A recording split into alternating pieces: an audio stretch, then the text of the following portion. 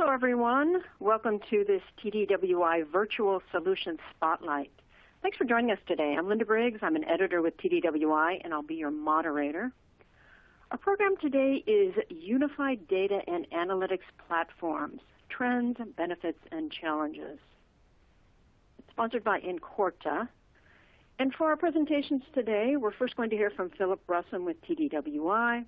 After Philip speaks, we have a presentation and then a product demo from Matthew Halliday with Incorta. Before I turn the time over to Philip to get us started, let me go over a few basics. For folks who are used to our standard webinar format, I want to note that today is going to be a little bit different. This is a virtual solution spotlight, so it's going to run 90 minutes long. Each speaker will have about half an hour or so for his presentation. Then we have the product demo that I mentioned, so you want to stick around for that. And then we're going to host our standard question and answer period. So as always, we welcome your questions. If you have a question for either speaker at any time, just type it in there in your console and send it over. We'll get to those toward the end of the 90 minutes. If you run into any technical difficulties during the webinar, there is a help area there below your slide window. You can click on that for assistance. If you're a Twitter user and you'd like to discuss this webinar, Solution Spotlight with fellow attendees, please include the hashtag TDWI in your tweets. Finally, for a copy of today's presentation, as always, you can download it using the click here for a PDF line there on your console. In addition, we are recording today's event. We'll be emailing each of you a link to the archive so you can do the presentation again, or we encourage you to share that link with colleagues who may not have been able to make it today. Okay, once again, we're going to talk about unified data and analytics platforms, trends, benefits, and challenges. Our first speaker today is Philip Russum. He is our Senior Research Director for Data Management here at TDWI. Philip is a well-known figure in data warehousing, integration, and quality. He's published over 600 research reports, magazine articles, opinion columns, and speeches over a 20-year period. Before joining TDWI in 2005, Philip was an industry analyst. He covered data management at Forrester Research and Giga Information Group. He also ran his own business as an independent industry analyst and consultant, was a contributing editor at leading IT magazines, and a product manager at database vendors. His PhD is from Yale.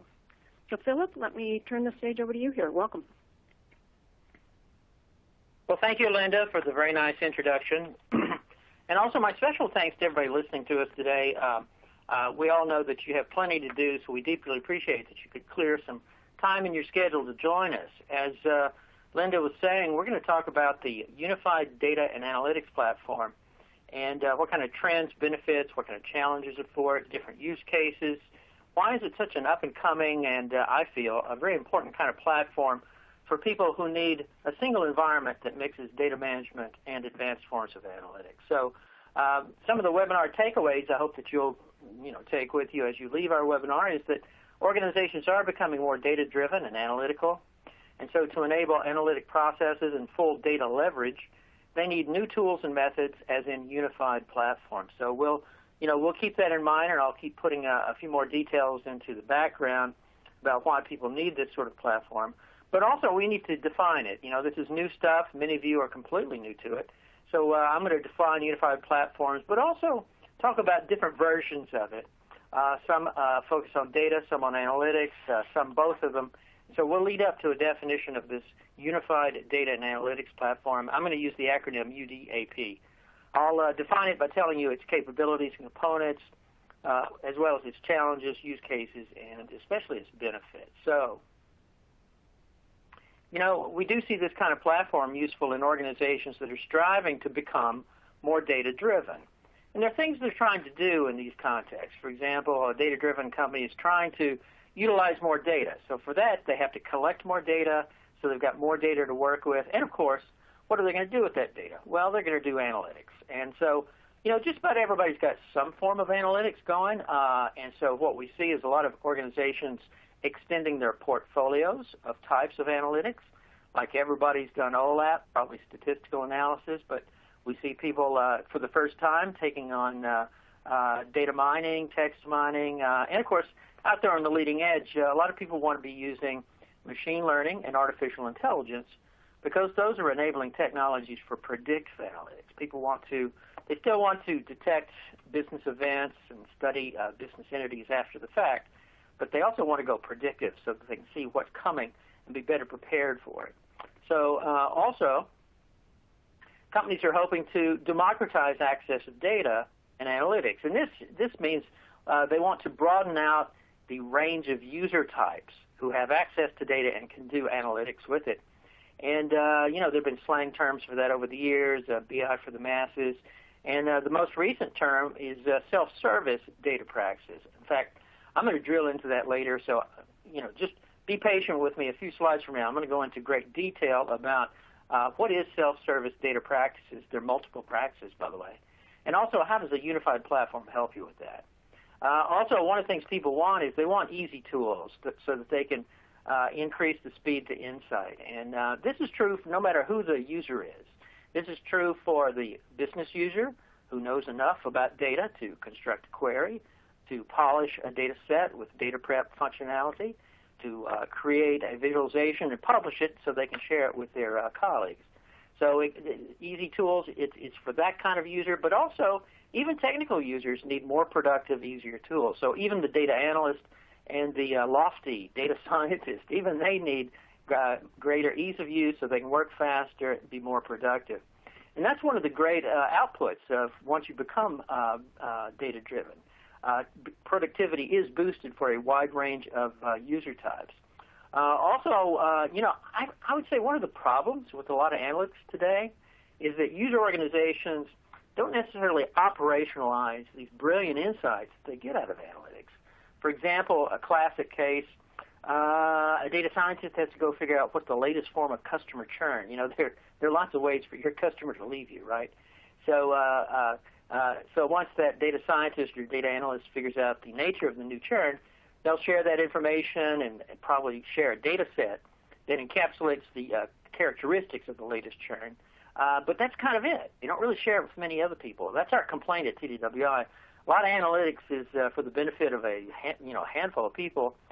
You need to operationalize analytics so that a lot of times the insights you get from analytics will be institutionalized in recurring reports, but also so that what you learn from analytics is shared among a broader range of people.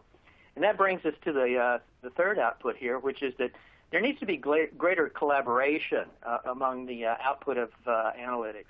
So you need to be able to share with people so they can see what you have learned.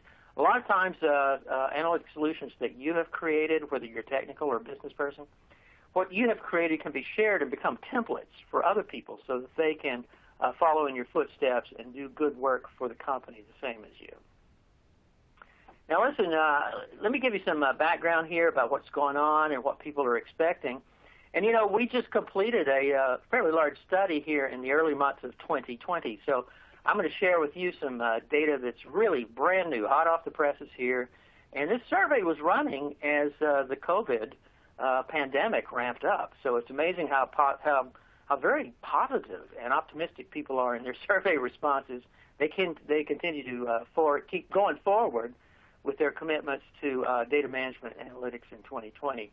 But if you look at the bar chart here, the secret of the bar chart is what's the biggest bar? Well, the big tall bar at the top is for self-service. And at TDWI, we've been seeing self-service as a very much up-and-coming requirement that a broader range of users demand all the time, especially with, say, new data lake or a modernization of a data warehouse project. Users typically step forward and say, yeah, you're doing great work, but you've got to give us better self-service access so we can do more self-service data prep and analytics with that stuff. So I'm not surprised to see self-service at the top there. And there were a variety of self-service practices, from data exploration to prep through visualizations and analytics. And we often think of this as something for business people, but actually technology people can use self-service as well. Sometimes even technical people, like the data analyst or scientist, they just need a real quick, dirty read of data before they dig deep into some analytic project. Well, people want the easy stuff like self-service, but other survey data from this study show that users want the hard stuff as well. They want the hard stuff that's challenging because it's more to it, and it's also new. We don't quite know all the best practices yet, so people want the hard stuff in 2020. Things like machine learning, artificial intelligence, and as I mentioned earlier, those are real enablers for predictive analytics applications. So nice wide, you get the idea here for their desires, their expectations, their planning purposes in 2020. a wide range of users are looking to do more analytics, and to do that, they have to have more data to feed into it. But becoming data-driven does have its challenges, and in our study, we found that only half of organizations surveyed are delivering data insights that provide business value. Only about a quarter have end-to-end process efficiency from data collection to delivery. So these are fairly low numbers, right? So so users are able to do this. That's what the survey shows, but they're not doing it at the level they really need to get to. So everybody's trying to get up to the next level. And there's a fair amount of dissatisfaction no matter who the user is.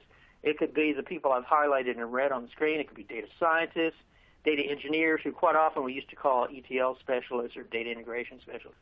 Also business analysts, even applications developers are not all that satisfied with the data they're getting at the speed and the efficiency and so forth.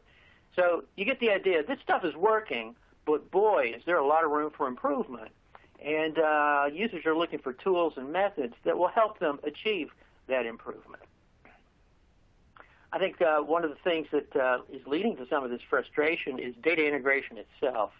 And a traditional data integration approach can take a lot of time. And in fact, our study shows that around 61% or more of most analytics users' time is spent on data preparation than on analytics and visualization. I'm actually a back-end data specialist, so when I spend a lot of time doing data prep, that's okay with me. It's the thing I have my passion about. But I happen to know that a lot of users, and especially business end users, don't really have that kind of patience for burning up time on back-end data. And so that's an area where we need a lot more software automation that will help to give greater efficiency around data integration. And, as a practice, we need to move from traditional data integration to more user-friendly, more agile data prep and that sort of thing. And, all kinds of vendors and the software community are making those tools happen. So traditional ETL is a poor fit for a lot of modern analytic processes. It's just too hard for emerging classes of mildly technical users. It's also too complex for everybody, and in fact, modern analytics really needs something simpler like data prep, which I mentioned a minute ago.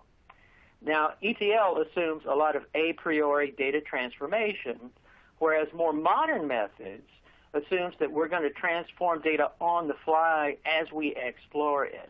Are you familiar with the data lake? I mean, that's the real basis of the data lake, right? We want to ingest data into the lake as fast as possible so that that data is there for operational reporting and real-time analytics as soon as possible. And then if we have to aggregate data, transform it, if we have to repurpose the data for different types of reports and analytics, well, today's systems are fast enough that we can do that on the fly. In a lot of ways, it's kind of a Moore's Law thing. Also, in the past, we had less parallel processing built into all the vendor and open source products. So with today's platforms and tools, they can actually do these kinds of data transformations on the fly while you're working on something else. So that's a change of methodology, isn't it? So that's another change we need to make in data integration. Instead of preparing the heck out of data a priori, we need to be preparing it as we understand the newest requirement for analytics or reporting. And then finally, traditional approaches lack automation for mapping, automation for generating and developing metadata, and also automation for optimizing queries and other processing, right? So we need greater automation. And don't forget, that's what software is, right? Software provides automation for business processes as well as technical processes. And again, users are looking for tools and methods to achieve these things I'm just talking about so that they improve their productivity and their efficiency. And that's why some people are turning, many user and organizations are turning to a unified platform of some sort. So let me just quickly tell you the characteristics of a unified platform, and then on the next slide I'll give you some examples of how these things manifest themselves. Well, a unified platform, it is a suite of related tools, but there's more to it than that. See, you can't just have a bucket. You can't just have a bucket of can't just have a bucket of tools. The tools in the bucket have to be tightly integrated. They must tightly interoperate with each other. This way, you've got feature-rich functionality because you've got multiple tool functionality sets, but it's relatively simple because you can very easily move from functionality set to functionality set within a unified environment. And part of making that a seamless movement is that you have a single graphical user interface for multiple tools. That's why you as a user, you as a developer, regardless of your role, you seamlessly move from tool type to tool type. Also, within this environment, the unified platform, not only does it unify the tools, it unifies other things that go with them, like what I like to call development artifacts. That way, every user, every solution being created, it's seeing the same metadata, it's seeing the same data sets, maybe data sets that other people have created using this tool and are sharing. Therefore, you can avail yourselves of those if they're useful. You can see analyses other people have created, see other user profiles, and then other stuff depending on the platform. So you may be a lot of times they'll share business rules, data quality metrics, things of that nature. So every unified platform has a slightly different list here, but the idea is that it's a fairly open and transparent system. All the users get to see all of what's available and all of what's been developed so that it's more easily shared. And of course, that lends itself to being collaborative. So I talked earlier about how a lot of analytics, it's one or two guys have an insight and share it with other people. That's not collaboration, is it? So with this open, transparent system where you're sharing all this stuff, collaboration among multiple people becomes a lot more likely. Now listen, there are different types of unified platforms, and I'm going to talk through these, but I'm leading up to the big one, the unified data and analytics platform. But let's start with the unified data platform. A lot of times this is a collection of database management systems, other things that involve persisting data or storing data like cloud storage, file systems like Hadoop, right? Hadoop's still with us. There's a lot of dissatisfaction there, but it's still with us. So if we look at how these get unified, you really have to look at multiple data platforms from a single vendor. Teradata is a great example.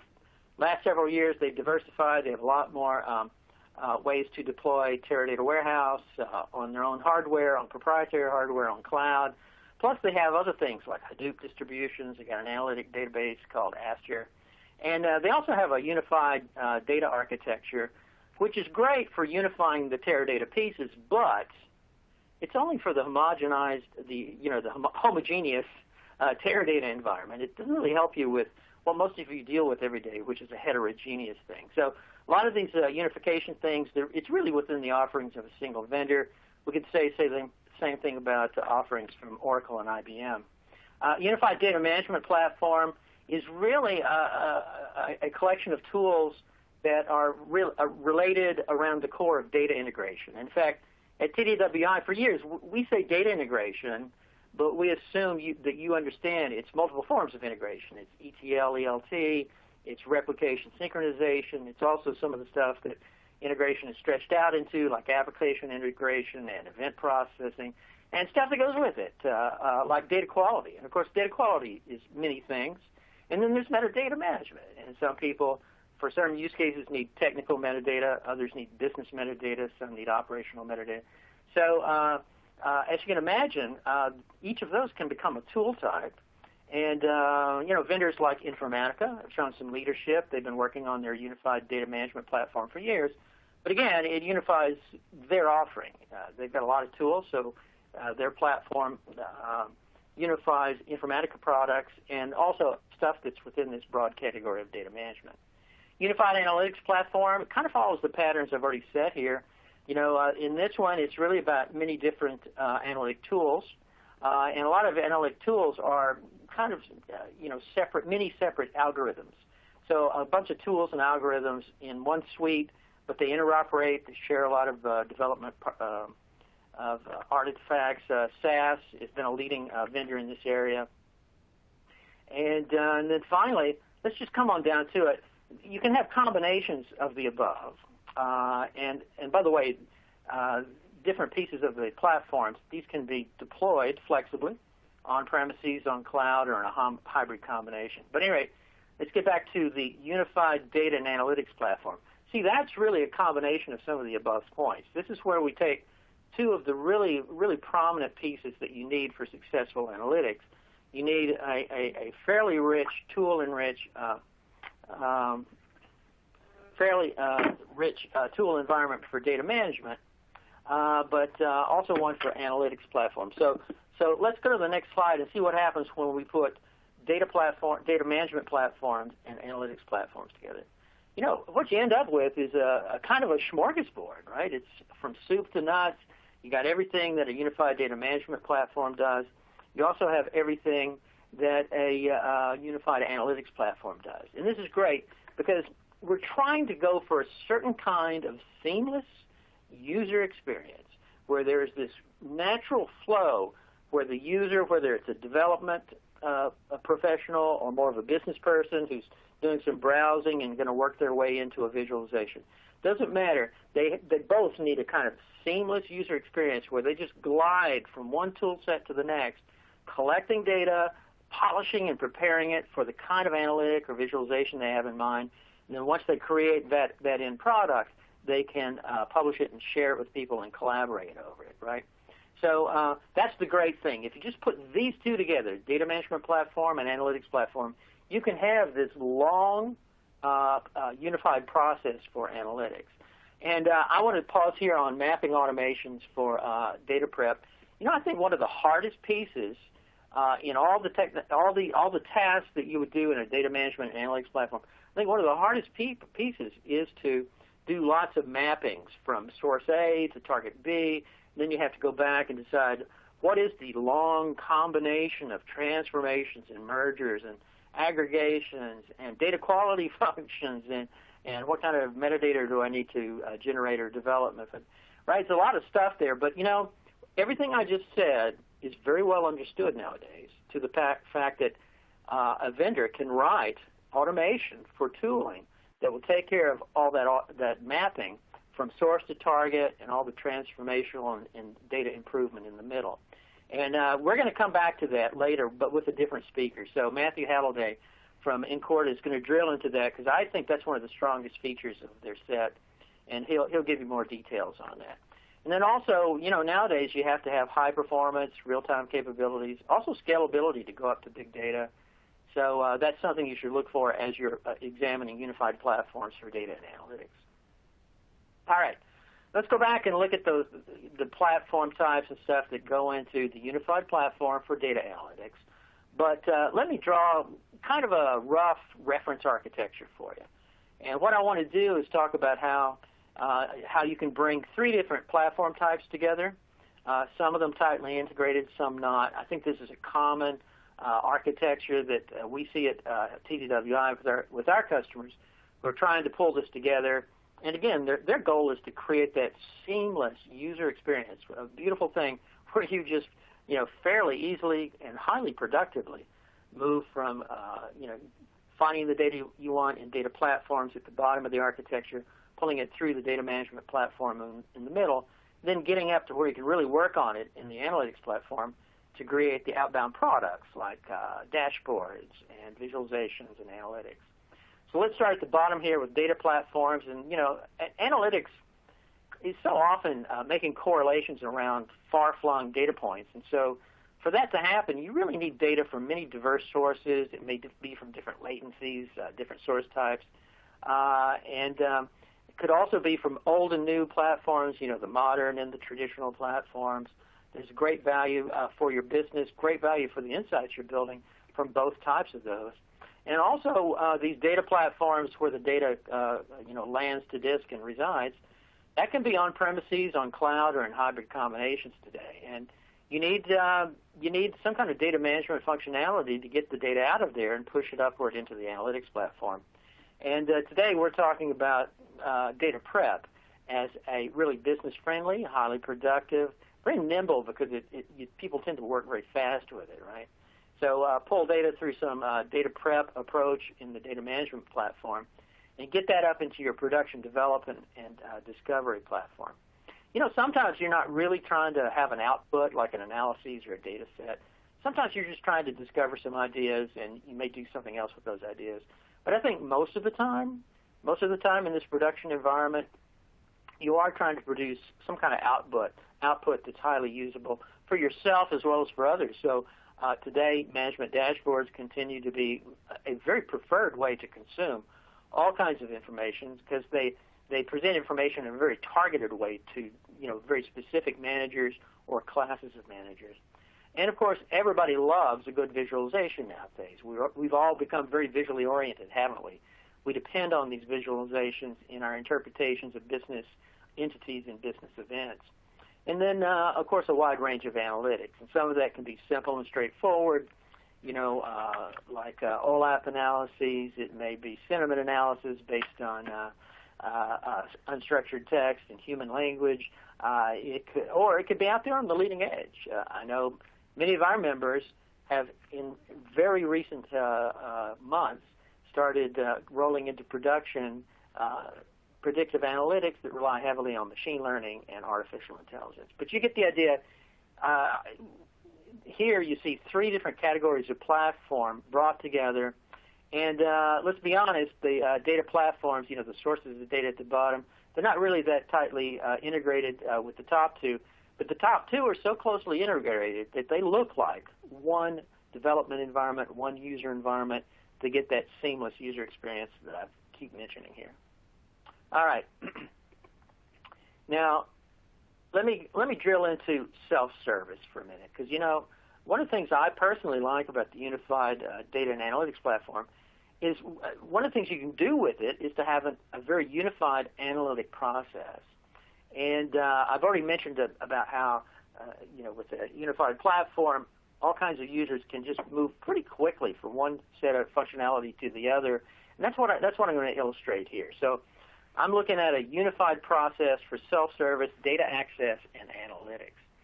And we'll start up around 1 o'clock on this clock face because quite often people begin this process by using a very business-friendly tool to access data, and this is also an ideal place to govern access, right? So it's people accessing data, but the system is, has some governance policies built into it to control access, make sure that we're in full compliance. And so access quite often takes the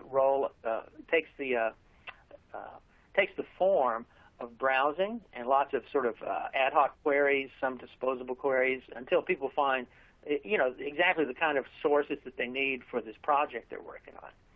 And so then they move into exploring data more, and they, if you explore, with any luck, you'll discover something. So discovery is a critical moment.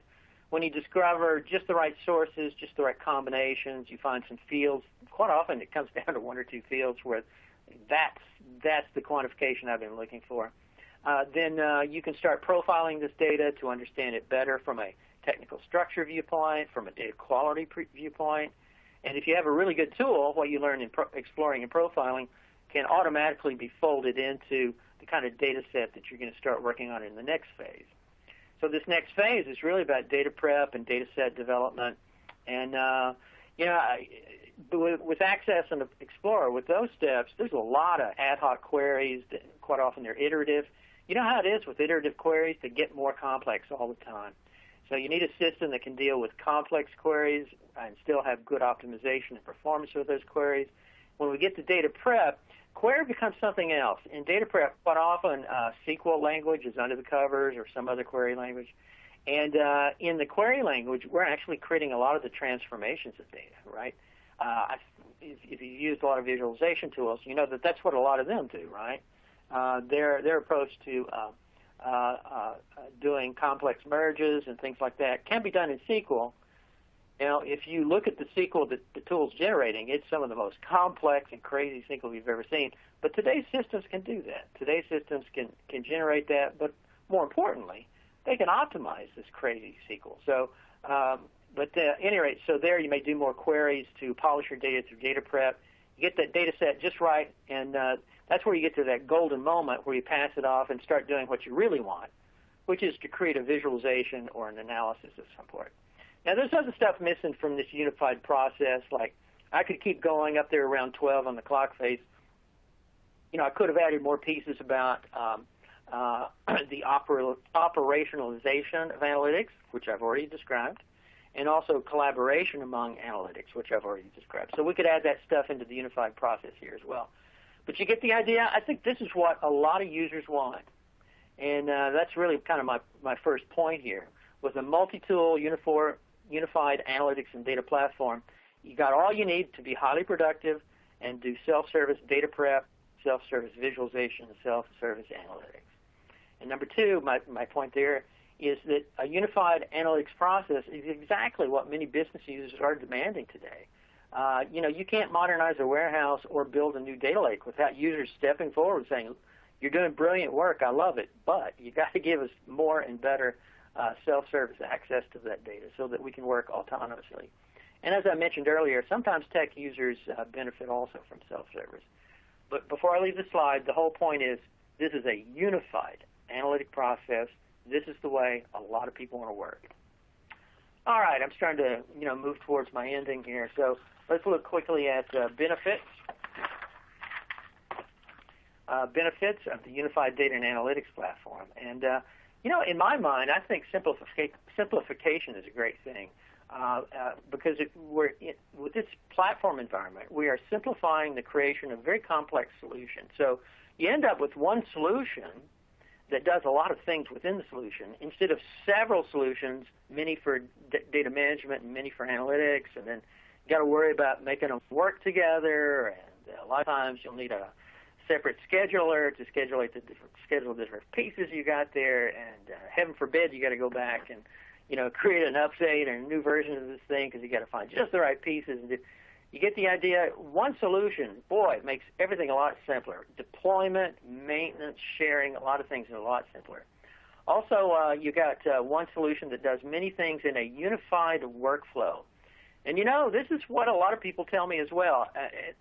I've already told you I'm more of a back-end data specialist. So when I talk to data engineers, they used to be called data integration specialists, that kind of thing. One of the things they tell me is that they want to build fewer data flows and workflows, whatever you want to call them, fewer routines, jobs, pipelines. They want to build fewer of those, but each one has to do more stuff as it works through its flow. And so with the unified platform like this, you've got a lot more tool functionality in one place. So the kind of data workflows that you're creating there or modern pipelines can have all kinds of functionality built into them. Okay. Also, one of the benefits of this environment is that we do typically have business-friendly tools. Part of this is the self-service user is one of the target audiences that this kind of tool is going for. But you know what? Like I mentioned earlier, a lot of technical people benefit from a more friendly environment. It just helps them work faster, be more productive, and crank out more stuff in a shorter time period, right? That's what we want from them, right? Also, the simplicity can hide complexity from the user. That way, they don't need to build a data warehouse. They don't need to build data models. They don't have to build hard stuff like ETL jobs. A lot of this can be achieved in terms of equivalent stuff in this environment, but without having to build the more traditional and really hard stuff.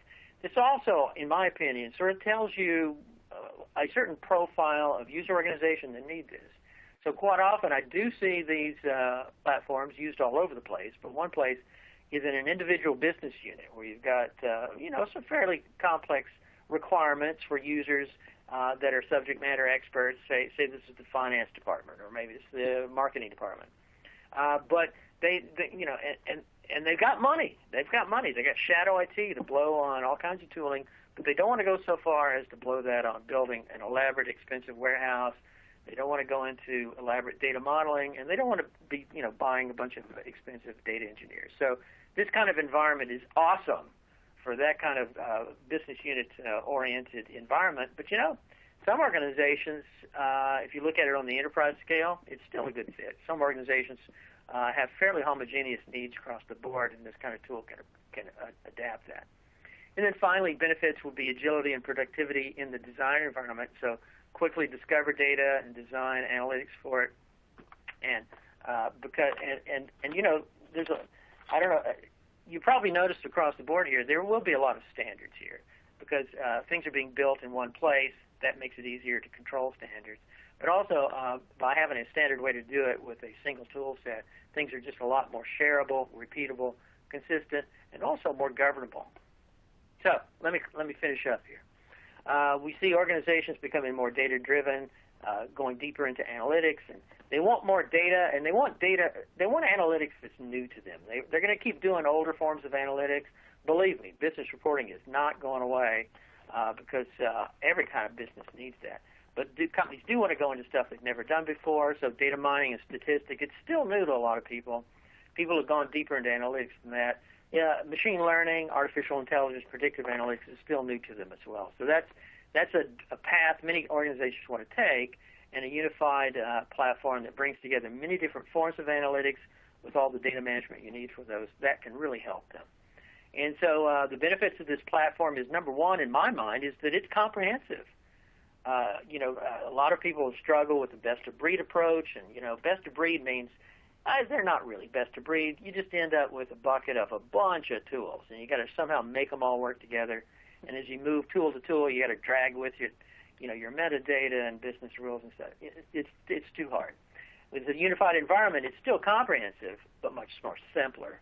And the simplicity extends even into some of the harder back-end stuff, like pipelining and data prep is there for you, as opposed to the older, harder stuff like ETL and building a data warehouse from scratch. We also have high ease of use, and that's really good for data democracy and for shorter time to use, and for raising everybody's productivity. And then finally, we've got modern technology and best practices built in here to help data-driven innovation. And I would say, since this environment has a mixture of technical and business people working together, it's a lot easier to align business needs to the technology solutions that are actually being built, as well as address other business issues like governance and collaborative things. So finally, succeed with business use cases in UDAP, where we've already seen it go forward. You're not going to be the first. You'll go after some high-quality people and organizations who've already succeeded with UDAP for self-service, for visualizations, and for analytics without data warehousing. Okay. So, Linda, that brings me to the end of my part. Can you please segue us to Matthew Halliday? Yeah, thank you, Philip. Quick reminder to the audience, I see some questions coming in already from you out there. We appreciate that. If you have a question for Philip or for our next speaker, Matthew Halliday, please go ahead and type it in on your console, send it over. We'll get to those after the next presentation. So our next speaker is Matthew Halliday. He's the co-founder and VP of Products at Incorta. Matthew is a veteran software engineer and data analytics expert. He co-founded Incorta in 2013 after more than 15 years at Oracle and several years managing products at Microsoft. With over 20 years of experience developing products and taking them to market, Matthew has served in several key roles across the company, playing a hand in nearly every aspect of Incorta's growth and product development. An artist at heart, Matthew is drawn to technology in much the same way he's drawn to music and design, with a passion and vision that he brings to his work at Incorta every day. Matthew holds a degree in computer science from the University of Liverpool, where he graduated with honors. So, Matthew, welcome to the program. Thank you.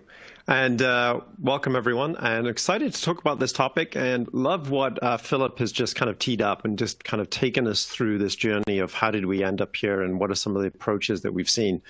And one of the things I just want to point out and mention, some of my interests and the background, but, the world is changing. And so if you want to reach out to me, you can find me there at Layered Delay. There is a story behind that. And if you reach out on Twitter to myself, I will let you know that story. But what we found is our interests and the world have changed. And so if you were to ask me last year, what were my interests? It'd be largely, playing piano, mountain biking, things like that. Well, they've changed. Like most of you, probably your interests have changed, and you started looking at new things. And you might be making bread, or you might be trying to figure out how to grow vegetables out of seeds, or you might be looking after that illustrious toilet paper that you're trying to find that you just can't get a hold of these days. And when we think about what's going on and how the business world is changing, the same thing has happened. Our businesses are not just ethereal objects. They're actually living, breathing organizations, and they have interests. And those interests have radically changed. And in the same way as probably, I'm looking fairly well dressed there. I'm wearing a tight button-down shirt.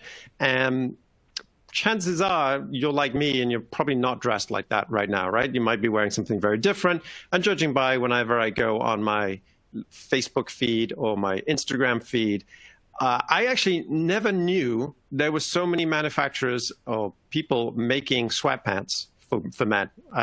This was actually taken from a window of 30 minutes of just kind of scrolling through a feed on Instagram and Facebook. And there's just tons of it, right? And that was not in my feed that long ago. And now it is, right? So we're adjusting, we're changing. And on those platforms, on those products, they're bringing in tons and tons of data, right? There's a lot of data going on. I had one conversation with someone about sweatpants, and then all of a sudden, right, I'm starting to see all of this content coming in. And being able to process and understand all of that has been one area that we've seen in the last 10 years really have some huge success. And so when we think about success and we think about just the volume of data and the things that are going on, we can't but help be impressed with just the technologies that have been put in place to make that work. If we were to just think about, what happens on the internet in 1 minute, just 60 seconds, right? You've probably seen this graphic has gone around. It is absolutely mind-blowing when you think about it, right? Just the volume of data that's being generated and that is actually being harvested and used. And people, whether you're watching Netflix or whether you're on Twitter or Instagram, whatever it might be, or just downloading an app, all of that stuff is generating data. And that data is being used, and that data is being mined and understood. And so when you think about that, how more complicated can it be, right? We've got all this stuff. Surely we can just say, let's declare victory. We've done it. We've gone to the moon. We've been there. But in reality, it's not. We're not done. Even though that there's these huge volumes of data for those kind of products and applications that we know and use and love, in reality, whether you're a social media company or whether you're a paint manufacturer, you have one thing that's the same problem. And it's not about the volume of data that you're generating. Obviously, social media companies are generating huge volumes of data. A paint manufacturer, maybe not quite so much. But in reality, at the end of the day, they're businesses. And these businesses stay in business by doing something very important, something that I started out my career building applications for. And that was, at the end of the day, business transactions. And so what is a business transaction? Well, if you think about a world of debits and credits, that's in essence, everything that happens in business ends up being debits and credits. So you get an invoice in the mail. It's April 10th. You open the mail, you get your invoice, and your supplier sent you a bill for $10,000. So you enter into your supplier account, you put it in as a debit, and that has a $10,000 balance on your supplier account. At the very same time, though, you always have to post an equal transaction in an opposite account. And this time, in your accounts payable account, you would post a credit. And you'd put $10,000 in there. And now you can see that the debits and credits always need to balance. And so doing that, we create another transaction, we put that in. A few days later, on April 15th, we go in, we get a check, we put it in the mail, we send it. And that time we go ahead, and this time, instead of crediting the accounts payable, we debit it. So we take $10,000 out of the accounts payable, and then we put the credit onto the other side for the accounts payable, for that to kind of go out for, actually I should say cash. So let's go here on the next slide. So on the next slide here, you can see the accounts payable will match up because what we've done is we've taken the 10,000 out, it's balanced with the 10,000 on the accounts payable on the right side, and then the supplier has the 10,000 in the debit, and then the credit of 10,000 has come out of the cash account that we've paid. So ultimately, we end up balancing these accounts. Now, a simple transaction, getting an invoice and paying for it, ends up creating a ton of transactions. It takes up a ton of tables and a ton of data. And that data is all over the place, and it's all kind of linked together, and it actually has to be 100% correct. There's no room for error. There's no, I got to send off here or send off there. You need to be able to keep this together. Of course, we used to do this many years ago in ledgers, which were actually physical books, right? And so we do all our counting in those books. Now we have applications, and this has kind of gone beyond that, and we use it for a number of different things. So some of the popular applications that you might have would be things like this: Salesforce or ServiceNow or SAP or Guidewire, for different businesses, different types of things. But at the end of the day, they all generate this transaction element to it. They all generate things behind the scenes that relate to business. And being able to track that is really, really valuable. And it's really, really important. And these applications have helped us tremendously in being able to harness the data and make that data available and keep transactions and keep us kind of online so we know exactly what's going on in our businesses. And we're able to keep the operations moving. And so if we think about just a simple example, we go to a store. And we get the store, maybe you go in, you get a new TV because your TV's broken, you get your toilet paper, so you feel like you had a huge score, it's a huge win right there out of the gate, you're super happy. And what ends up happening is, when you think about it, there's transactions that have been generated, and so they get put into these tables and the data resides there. You might think of this as an Excel type thing, right? But in reality, it's not. It actually has a lot of things going on under the covers. What's going on under the covers? Well, let's kind of break that down. The way in which we store the data is not what you might just think in terms of single table. Here's the name of the person who came in. Here's what they bought. Here's the date. Here's how much they paid for it. We might think of it like that, but in reality, what ends up happening is we have a different structure.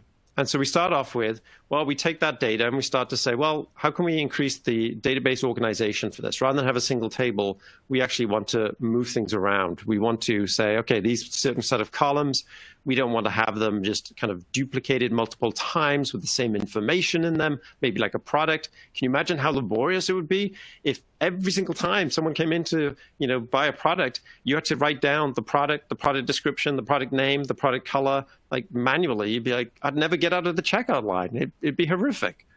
And so what we do is we move them out and we make these references and we keep doing this process, and it makes that thing that you might just think of as a single transaction become this huge mass of tables, and that's storing this information, and there's benefits for it. We reduce redundancy of data. We're not duplicating data. We keep it optimized. We can actually have more people accessing the same data at the same time. We can have people update it and not tread on each other's toes. So you can update a product definition and I could update a customer definition, and we don't have to worry about, well, we're trying to access the same record at the same time. It also makes that data consistency. There's nothing worse, right? If you were to look at a product and all of a sudden it looks very different, meaning someone did a change and it didn't kind of go through, like the price didn't get updated. And then you look at it and go, well, this is the wrong price. Oh yeah, because we're using what was written down here and it's not the master version of that record, and everything becomes very complex.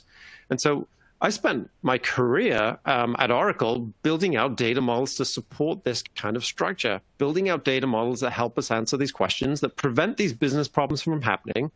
And there's really good reasons why we did it. We'd spend a lot of time. We'd have architecture meetings where we'd sit down and go over new product, new functionality, find out, is that the right data model? Is that how it should be stored?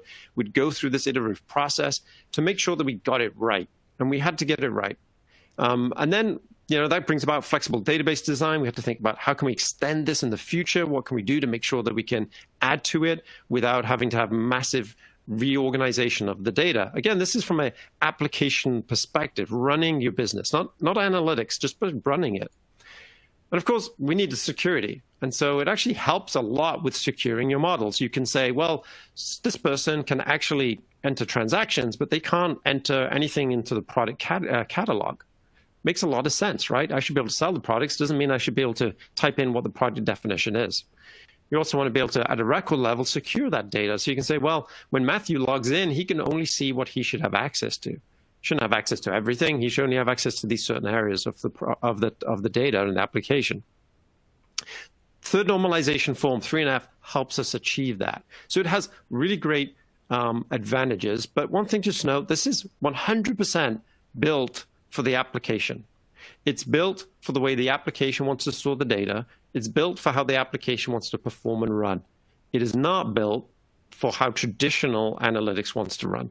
And it's been a huge, huge problem. So even though when you look at your screen and what the user might be typing in, they'll see a bunch of fields on the screen, what is actually happening even behind just this screen, this example, which is very, very rudimentary in many respects, is something that would look like this. And this has, a number of tables. You start to move this out by every screen in an application, you can see how you can end up with literally 55,000 tables Oracle e-business suite, when I was there, had 55,000 tables in that product. It's huge. And all of this is just tracking what's going on in the system, what's going on in your business, and putting it together. The thing is, when you want to get insight, when you want to do analytics against something of this scale, you cannot do it. No database was able to do it. Nothing could just say, oh, well, that's great. Let's look at the products that we've sold, see which one are the most popular. Let's see who's been buying the most of this or that. All of a sudden, these are really, really difficult questions. And in a lot of ways, when we think about this, it's not the volume of the data that's the problem. If it was just the volume of the data, I think we've established that we're already doing that. Huge volumes of data, petabytes of volumes of data are being analyzed on a daily basis. Every moment you log into a social platform, there's massive amounts of data that have been crunched to analyze that. When you go to Netflix, massive amount of data that's been analyzed to help with that. But it's a different problem. And these same companies that have unlocked how to deal with that huge volume of data, when it comes to this is their Achilles heel. This is where they can't make those platforms work. And even if they use their own technology, which works phenomenally well, it doesn't work for this type of application. It doesn't work for the data that's stored in this way. And it's almost as crazy as this, right? Imagine it's New York City. We're responsible for feeding water into New York City. And so we're evaluating our options, saying, okay, there's a lot of people living here, and this, I think, is going to be the best solution, right? We're going to have some hoses, and we'll have some hoses to bring water to New York City. And then we start innovating around these hoses. And you say, well, you know what? I can actually run maybe 6 or 7 or maybe 128. Let me run 128 garden hoses in parallel. That will fix the problem. And then someone comes along and says, you know what the problem is? It's not that you got them in parallel. It's you don't know if the water flow is going slower. So I've got a hose that has LED lights on the outside. And these LED lights show you the speed of which the water is flowing through. So you can instantly see if it starts to slow down and you've got a problem. And then for a moment, you have to sit there and think, oh, that's pretty cool. And we all kind of get into the different technologies of our hose pipes, and they start to get innovative.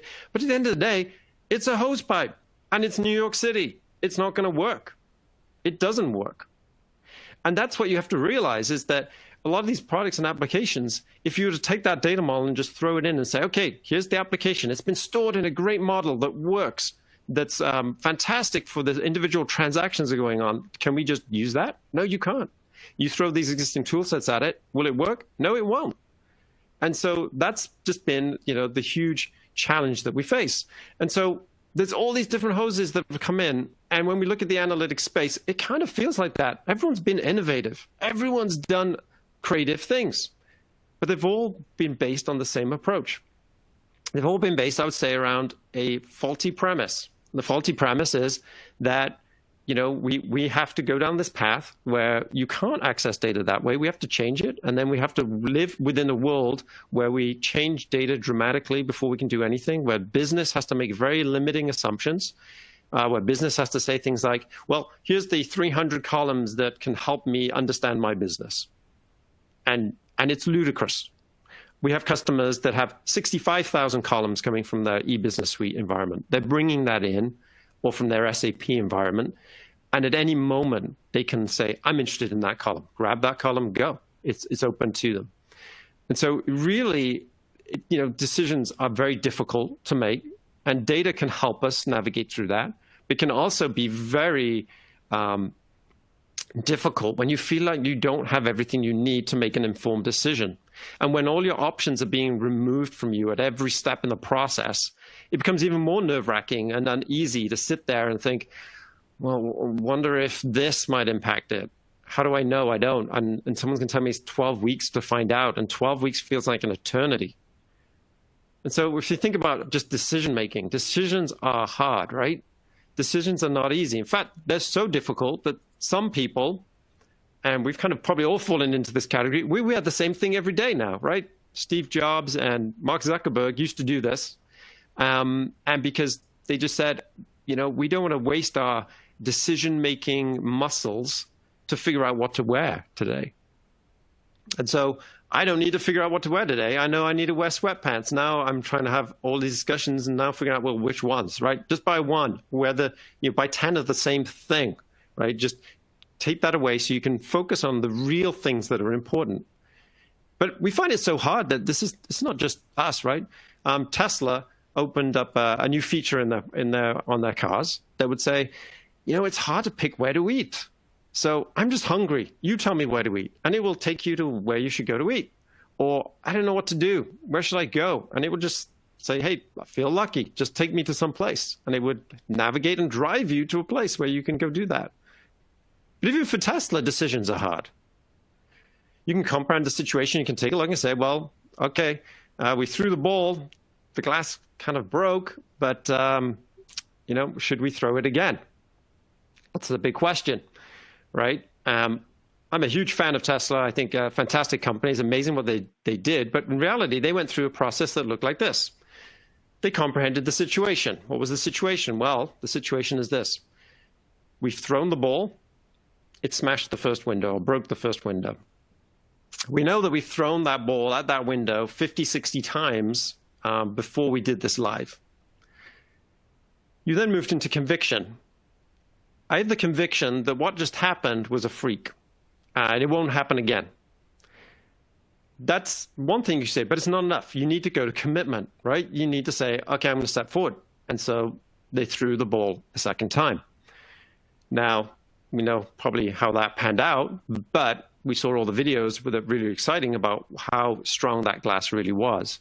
And when we think about just that commitment, you need to be able to commit, right? You need to be able to make decisions, but they're all going to be based upon this foundation. And if you have a faulty foundation where you're not really you have no conviction that you've really comprehended the situation, and you don't even know you have all the data to have that, your decision making is going to be impacted.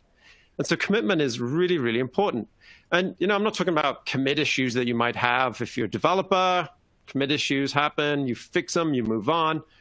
I'm not talking about 2019 commit issues for someone who's playing video games constantly in their mom's basement with their pet tiger. Well, that person now is a very different world, right? Now that person's Time Person of the Year, right? And so just by staying home and staying on the couch, they become heroes. Things change. So it's not that kind of commitment. It's being able to figure out, well, what do I commit to?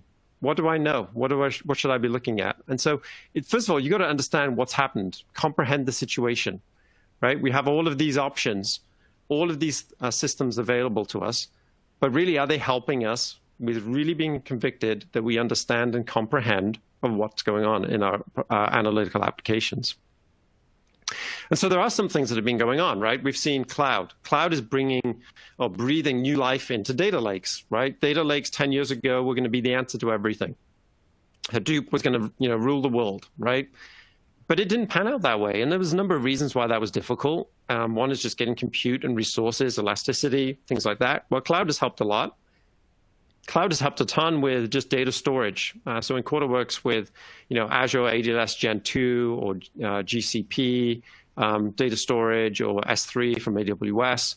Being able to use these gives you what used to be a massive challenge. I remember back, it wasn't that long ago when buying disk was like the topic of conversation. What array of disk do you have? How do I get performant disk? How do I get large disk? What happens when I run out of disk? How do I add more to it? How do I spread data across disk? All of disk contention, all of these topics and things that used to be top of mind for people are no longer, because we can use these platforms and we can store them. You bring that and couple that with open file formats, things like Parquet, for example. And really, the wide adoption of that has really made it really fascinating and interesting, because now I've seen a shift that's taken place where people are thinking of, you know what, I can put data in Parquet and I can put it on a cloud data storage, and I can think of that almost like a file-based database. That's my store. I'll compute and move that into a different layer and understand exactly what to do with that data in a different way.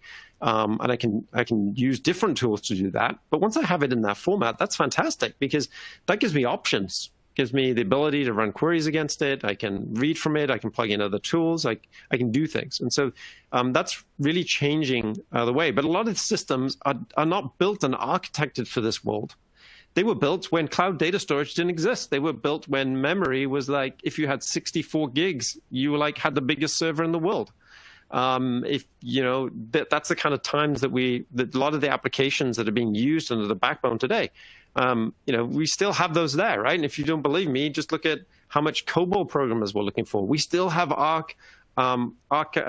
old technologies that are really just we thought were gone, still there, and some of the ones that absolutely still here today probably shouldn't be here today, and we need to move off of those to bring agility and flexibility so we can change and adopt these new challenges that the business faces. And so by looking at solutions that are built for this world, they use this, right? They use these kind of things to their advantage.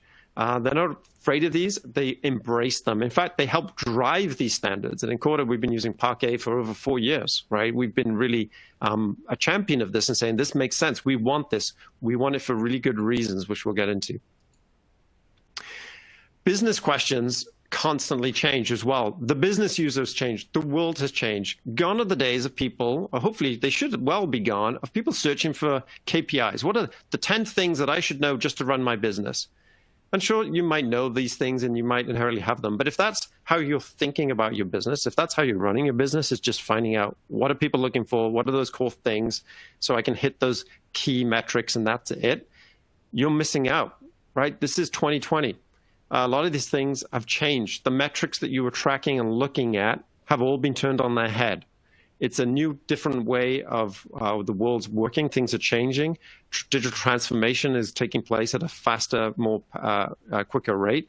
And you need to be able to keep up. And your analytics absolutely has to keep up. And if it's going to take 12 weeks to add a column to your analytics, how are you going to handle a whole shift and change in how you view your business?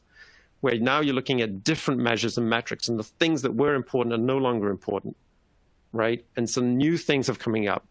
And so you need to be able to change with that. And so the business has changed. The demands from the business has changed. There was a day when literally there was just 10 things you needed to know. And you would build and get a solution that gave you those 10 things. And then you would live with them for 3, 4, 5, 6 years. We're seeing now so many changes and disruption and business models changing at such a rapid pace that you can't adopt that standard. You need to look at new ways to flow with and use data. Also, just the business users themselves are very different, right? We're not living in 1998. Cast your memory back. On your resume, you might well, in 1998, have put things down like Excel and Word and PowerPoint as key skills that you have. Well, I would say in 2020, you might put analytics down, but in reality, everyone's becoming analytical. Everyone's looking at the data. To put it there is almost as crazy to me to say, yeah, I know how to use Excel and Word, right? You need to be able to move forward with the times. You need to be able to live in 2020 and have systems that work for those types of people too, right? If you're providing, and we're providing systems to people who can access them and do their own discovery, self-service is becoming more and more, it's become the standard. People say, just give me access to my data. I don't know the questions I want to ask. I want to be able to engage with the data and then figure it out.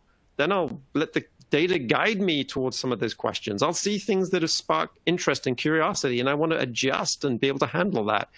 If every time I have to do that, I have to go and write a requirements document, that really doesn't feel like self-service. Yeah, I might be able to control the visualization color, or I might be able to change the chart type, but if I want to have a new way of looking at my business, I can't go down that path. I need another way of looking at it. So regardless, right, whoever you are, you're a data engineer, you're curating data, you're making sure that the data is accurate, you're making sure that the data is from multiple data systems brought together to give a unified definition of the data. All of that stuff, super important, super valuable. You need to do it. Really the backbone of everything would be that data engineer role. But that data engineer role needs to evolve. It needs to come forward. It needs to be able to adapt to the changes that we're seeing. The data scientists coming in, right? They're using it. 80% of a data scientist's work traditionally seems to be in doing data janitorial tasks, bringing data in, how to get it up and running. Data analysts coming in using that data, or business users. And all of those users, sure, better have a single definition of what something means. If they're using multiple different definitions, we're going to run into major, major problems. And so if we were to look at what would those personas want, and just step back, we're not looking at a specific product. This is what I would say that you need to be thinking about when you think about a unified data analytics platform, right? So you need to be able to get data in. You need to easy, no code, high performance ingest, right? You need to be able to bring that in so you can get these business applications and common data sources to bring them in really quickly so that you can do multiple refreshes, incremental refreshes, have the data up to date so that people aren't saying, well, is this yesterday's data or did this just happen? You need it to be durable. So you want a durable, consistent data lake storage that's scalable, so you can bring in more and more data. You need it to be secure, and you also want no vendor lock-in, right? You need to be able to move to different cloud providers. You want a different cloud strategy that helps you to handle wherever you might take your business. You need open standards for components that are trusted, modern, and extensible, right? You don't want to be locked into proprietary data formats that really can get in the way and make your business hinge upon a single approach. Centralized metadata catalogs that drive data quality, collaboration, reuse, data governance, all of that stuff to ensure that the users get consistent answers. And this is really key. If you have something like simple as profit can be a complex calculation that takes into account things like loyalty payments and all these kind of things. And if you're stuck in a place where you can't, people have different definitions and people define it differently, how can you really trust the data? Two different people can give you two very different views. And again, it goes back to if you can't comprehend, you're not going to have conviction. And without conviction, you're never going to commit, and you'll never make those important decisions that you need to make. We've talked a lot about unified self-service user experience, but anyone should be able to curate, refine, visualize, share data, collaborate with it from any medium, whether it's a web browser, whether it's a mobile device. You want to be able to do those very things. We need a business-friendly semantic layer that promotes consumer confidence, usability, being able to make sure that people don't make mistakes. If I want to look at open orders, there might be a lot of codes that need to be taken into account. I don't want to have to think about that. I want someone to say, here it is, and for them to be very easy to do that, for the data engineer to provide curated data sets for them to be able to use. Curating data within that semantic layer really is the key to being able to enable people to build their own dashboards, right? Not everyone who's going to build a dashboard should be a data engineer.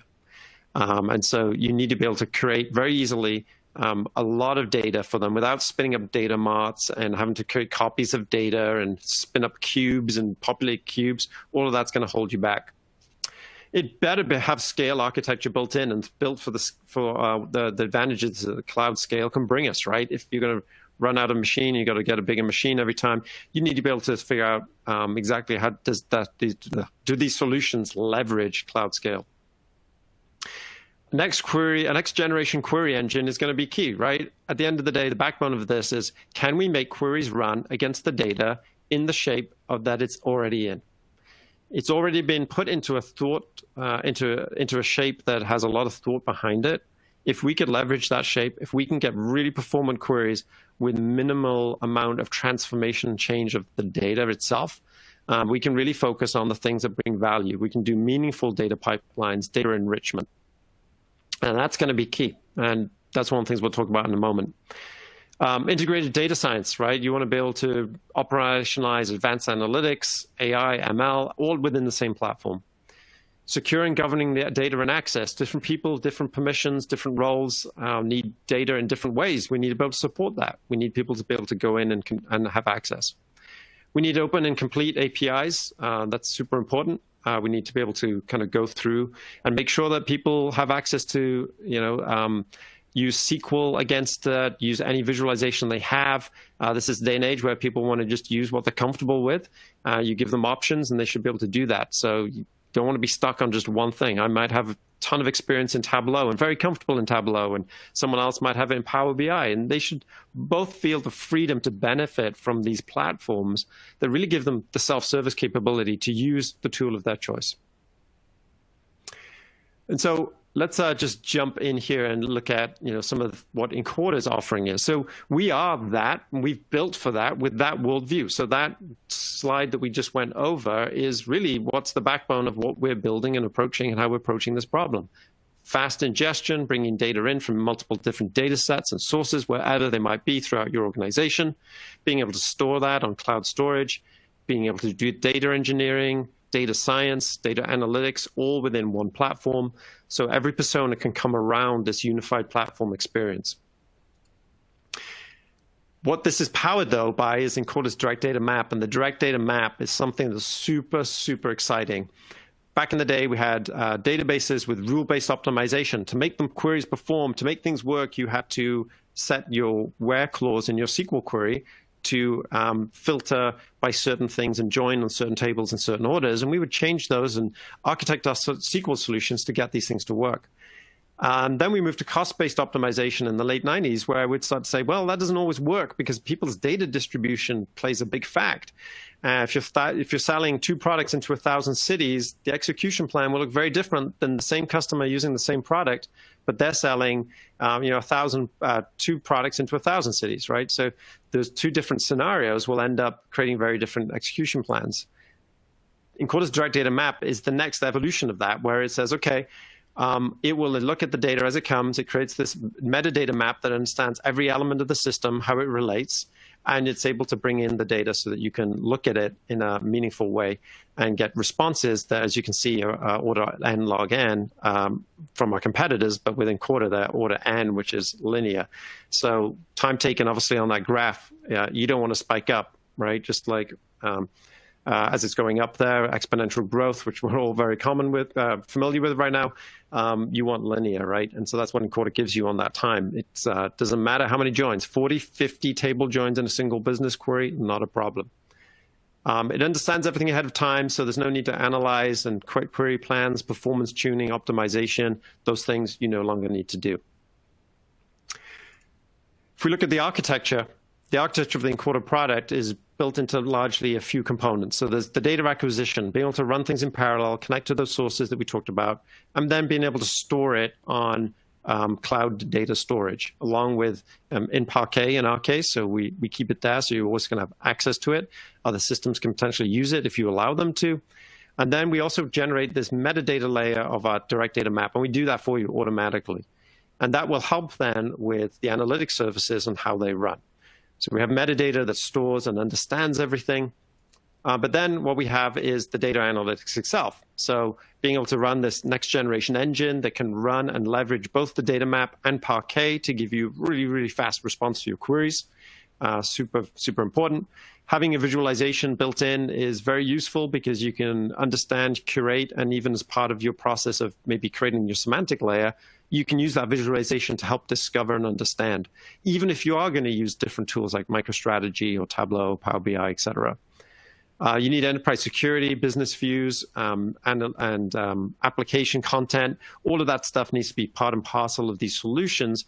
And all of these services should be able to be multiple services. Add another one. Hey, I got more analytics demand. I should just be able to spin up another server on my cloud provider, whether it's Azure or AWS or GCP, to be able to handle that extra workload. And then there's advanced data engineering, right? Looking at data flows, notebooks, being able to use that within this platform, using the same definition, same semantic layer as the business user. And data scientists can go in and then create additional enrichment and insight into the data. And so with all of this, this brings you a solution that you can see that was architected with the cloud in mind. It was architected in a world where we had things like columnar storage using things like Parquet. It was architected for a world where we had memory footprints where we could optimize queries for memory. It's in a world where data science was key, and being able to use these tools like R and Scala and Python are super, super important. And so if we take that and you use something like this kind of architecture and you use the Encoder product, what we see is a different way of how analytics projects are tackled. And so if we look at the simplified workflow for a data engineer, and this is going to be the backbone, right? 60 to 70, whatever percentage you might say, this is where things get stuck. And it's because on the left side, this is kind of the process you go through, and it takes weeks and for pretty much every single step. And even when you get to your business questions, and you could see the beginning and the end are the same, the Encoder way on the right and the traditional way on the left, it's exactly the same. You identify data sources and insights lead to more business questions. The problem is that when you have to go back to fix things, you have to go back and handle them very differently. And so that's where Encoder speeds up that process. You can very quickly iterate and understand, and that's what our customers are doing. They're really being able to get in and move very, very quickly and adopt and change. And so we're going to jump now actually into a demo. And so I have Ethan here with us, and he's going to walk us through a demo that kind of takes that flow into account and brings in some application data, maybe some of these questions you weren't thinking about 2 months ago that weren't on your KPIs to run our business by, but now become the critical KPIs that maybe your business might survive or not survive by. And so I'll hand it over to Ethan.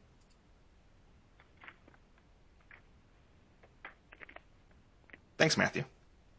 The demo we're going to be covering in the next 10 or so minutes is completely centered upon how to protect and enable our workforce in the wake of COVID-19.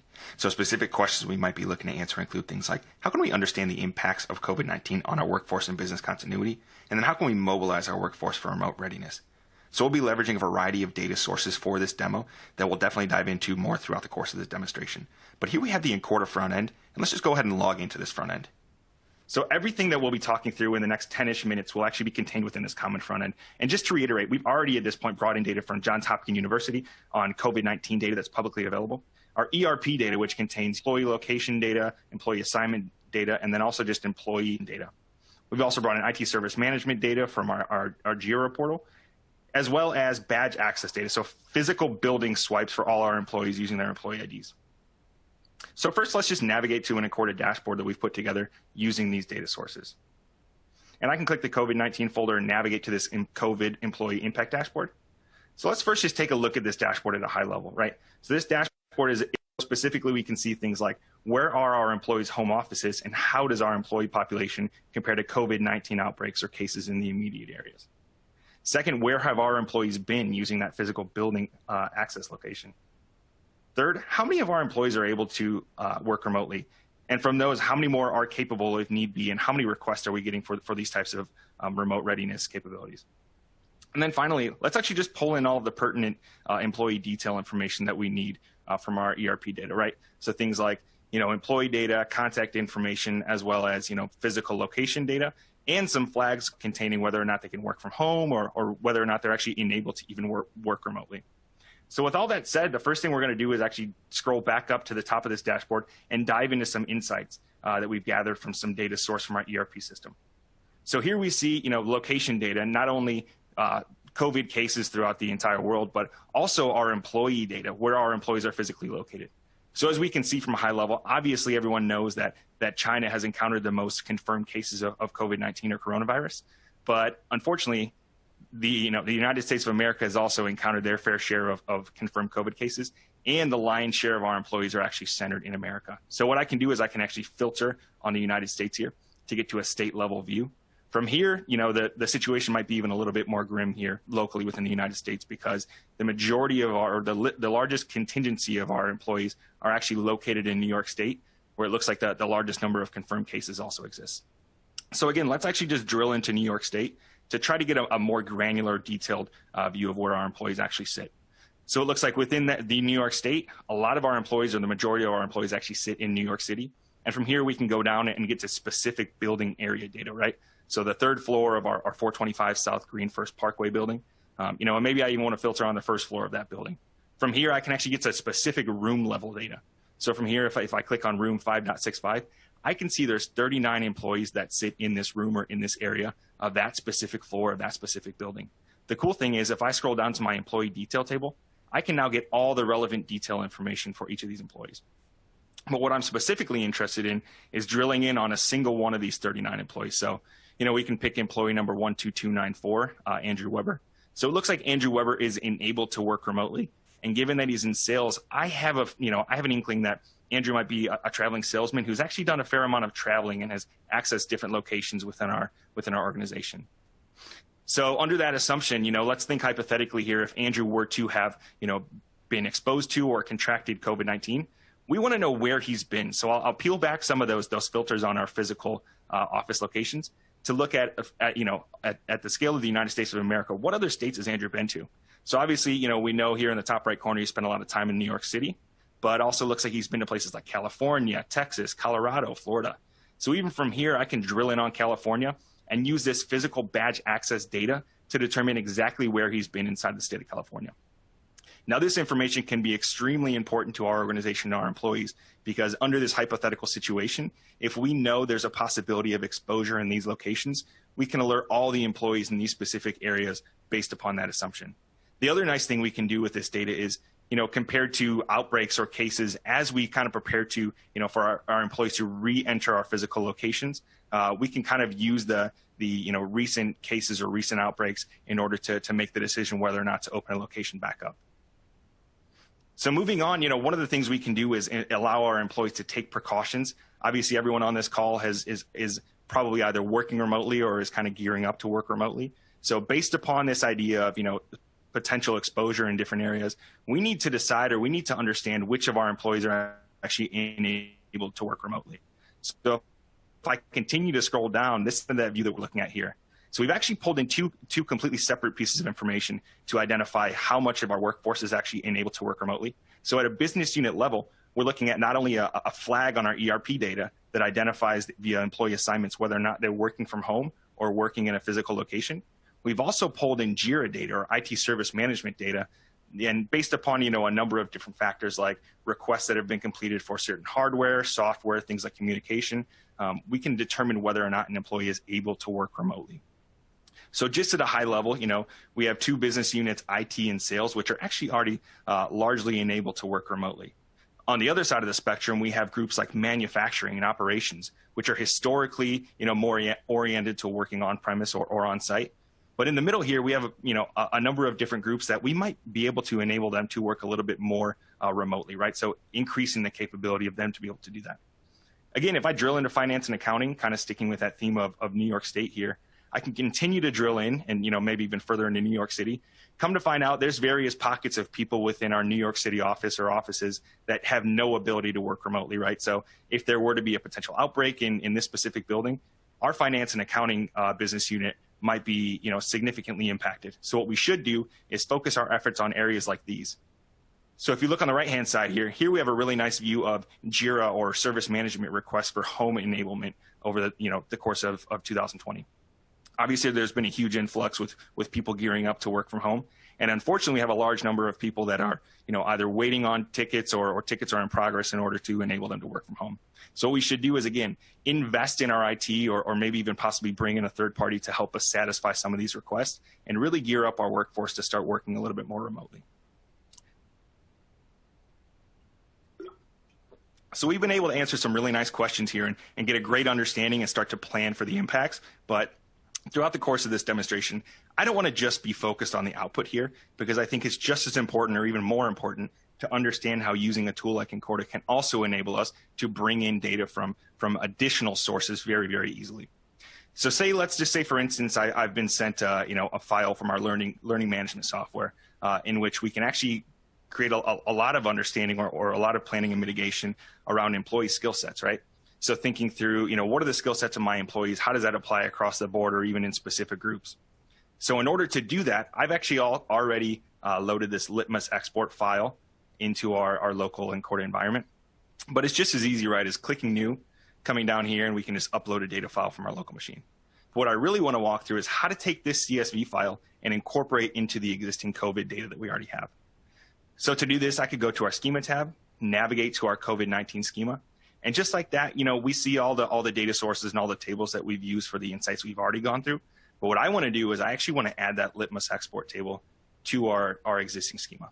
So I can click new up here, select a local file, and we're just going to select that litmus export.csv file.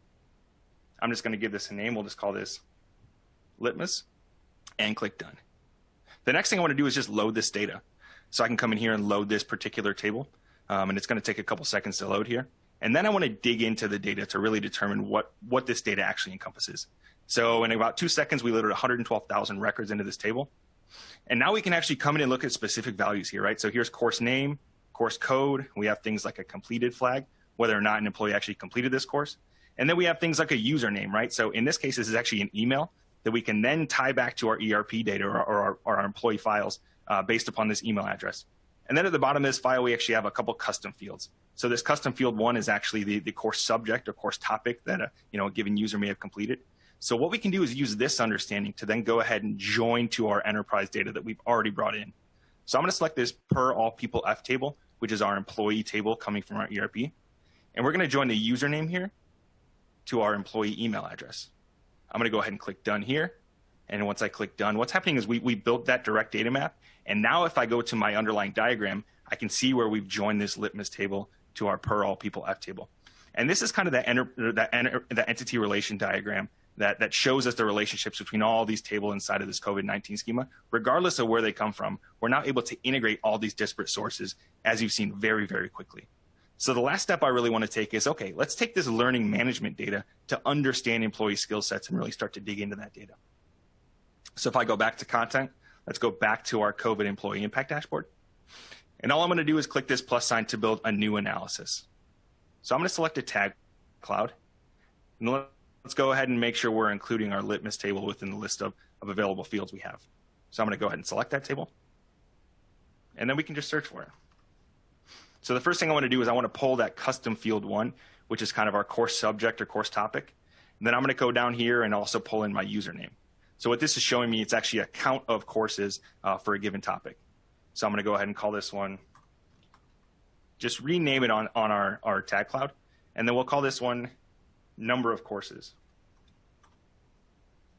Let's go ahead and give this tag cloud a name. So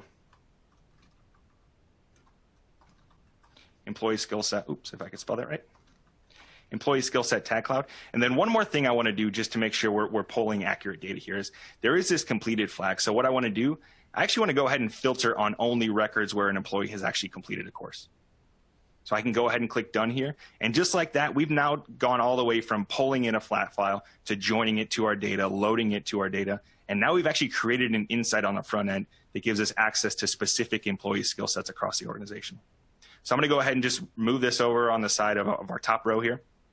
And let's dig into this data a little bit, right? So we understand there's obviously a lot of specific skill sets across the board that probably apply to more than one group and frankly, almost all of our employees. But what I want to do is, if we go back to that example of Andrew Weber, who's a salesman, let's look at sales in particular. So this sales business unit looks like there's definitely a lot of skills that relate specifically to sales.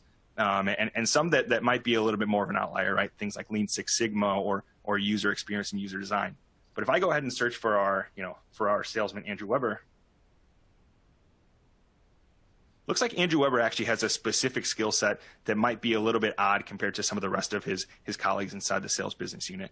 So in particular, we're looking at search engine optimization, maybe things like omni-channel communication, process improvement. So Andrew looks like he might have a pretty unique skill set compared to others within the sales organization. So what we want to do is make sure that we have a contingency plan or have a succession plan in the case of a prolonged absence of one or more of our employees. So that means we can actually make a more focused effort to encourage our salespeople to focus on some skills that aren't necessarily represented very heavily inside of our sales organization, to make sure that we can build that contingency plan and really mitigate our business from some of the risks of a prolonged period of absence from some of our employees. So that concludes our demo. And Matthew, now I'll just send it back to you. Hey, thanks very much, Ethan. That was awesome. So what does this UDAP look like at our customers, right? How do they get started? How do they begin? And so there's a number of different ways, and it can be different depending on what's going on in your business. But one of the areas we've seen a lot of success is just in this area of backlog reduction. So pretty safe to say that probably every organization out there has analytical demand that is greater than what they can supply, right? It's kind of like New York City in a hosepipe, right? And it's only increasing. People want more and more and more. But the ability to do and to deliver using existing frameworks and technologies just kind of gets in the way. And so that backlog is mounting. And there's things in that backlog that will impact your business. There's money that can be saved in your business if you can do that. And we've seen this time and time again. Projects that weren't deemed as the most highest priority actually yielding huge value for those organizations and saving millions and millions of dollars even within a quarter of implementing a solution like Encoder. And so backlog reduction is definitely one area to look at. And if your organization is being asked for something, you're going to say it takes 12 weeks, you really should take a hard look at what are we doing there? We need to become more efficient. We need to be able to respond a lot faster. We need agility. Another one will be just, how do I uncover new opportunities? And so we see that. What are the things that you can only do using the solution that were not even available to us using the existing tool set? So even if I had all of the resources and my team all of a sudden got 20 times bigger and I could get out of my backlog, I still wouldn't be able to deliver these things because the solutions themselves don't give offerings. And so we started to see customers of that. There's a bank that started to do some really interesting things that they never even dreamed about, and actually bring new products to their customers and new offerings, because they're now able to achieve something that they couldn't do before, that they're able to bring in tons of information about businesses over the course of 50 to 80 years, 20,000 businesses, and give analysts and analytics on that, and be able to look at your own portfolio across companies and be able to see what's my exposure, with oil and gas and with a dip in oil. What does it look like across all my holdings and positionings, not just with one particular institution. And then the other one is modernize. And this normally happens organically, right? You don't want to go in and say, okay, we're going to take out all your existing infrastructure, we're going to rip it out, and we're going to have you sign a check for $2 million, and it's going to take 12 months or 12 years, pretty much the same thing, it feels like. And then eventually you'll get this new analytical application, and that's kind of been the approach. Well, those days have gone, right? You do want to organically modernize. You do want it to naturally happen, but you shouldn't have to start, well, we're going to rip this out. People end up, it naturally happens. You start with one or two, and number three happens. Number three becomes the obvious choice. It becomes the way in which you start, well, all my projects start to go here. It makes sense. When something's broken, it's quicker to not fix it. It's quicker to rebuild it in the Encoder platform. It's quicker to use a UDAP. It's much more efficient and effective. So those things naturally happen. And so that's how we generally see people thinking about it. So ask those questions like, what am I not, who's not being served in my organization today that really should be?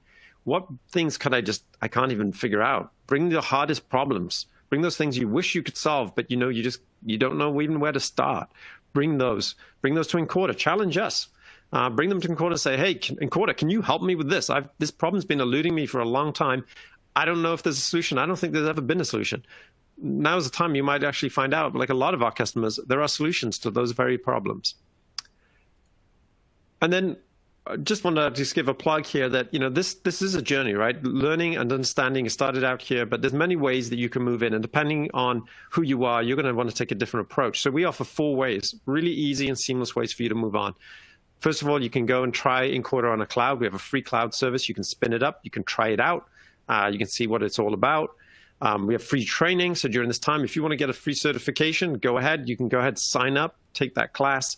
Become Encoder certified, put it on your resume. You can actually look for companies that are looking for Encoder experience. It's quite amazing to see some of the companies and brands out there. You can attend a webinar like this, and we have more webinars coming up every week in the month of April. So please join with those. Or you can meet an Encoder expert, have a discussion with us one-on-one. We'd love to speak to you. And you can do all of that from Encoder.com and click on the Getting Started button. And just a quick plug, I've got a webinar next week with someone who I'm super excited about, Ray. Ray's a thought leader, visionary in technology. He's been following digital disruption for the last 10 years as a main focus point. He's written a book on it, and he's going to have some really interesting thoughts on what he's seeing happening during this time. And so definitely same time next week, dial in, tune in for that, and you can register for that at Encoder.com. And with that, I'll hand back over to, excuse me, there we go. I think we got Q&A. All right, yeah, let's jump into a Q&A. I'm going to run a little long here with our event today because I want to get to some of these audience questions. So let me go first to Philip Russ and bring him back into the conversation with this question. Philip, any analytics platform is only as good as its data quality. Can you discuss data quality as a prerequisite to a functioning integration strategy and data analytics platform? Where does this fall into the whole idea of a unified data and analytics platform?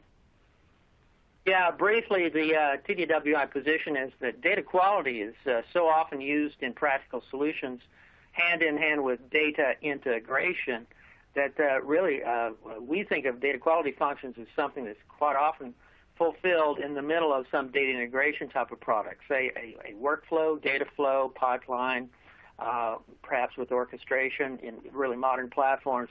But I would also say you can tell that I assume data quality is still an issue, and it's still a quality factor in terms of the end